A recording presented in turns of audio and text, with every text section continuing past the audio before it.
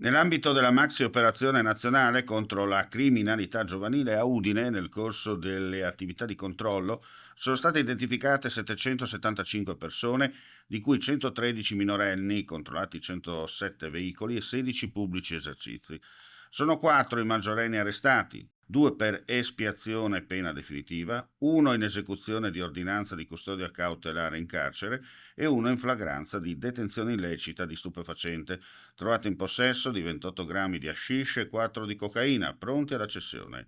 Sono 29 invece, di cui 2 minorenni, le persone deferite all'autorità giudiziaria in stato di libertà per vari reati, tra cui rissa, detenzione illecita ai fini di spaccio di sostanza stupefacente, furto e possesso ingiustificato di strumenti atti ad offendere, con sequestri di 7 armi bianche, per la precisione, 4 coltelli, una forbice e 2 sfollagente, una pistola calibro 9 legalmente detenuta, più di 100 grammi di sostanza stupefacente.